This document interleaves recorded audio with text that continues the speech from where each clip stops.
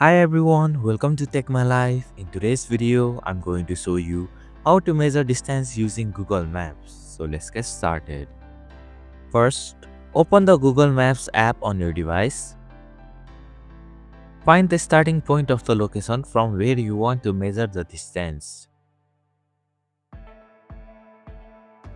Once you find it, tap the location and hold on to it until a menu appears.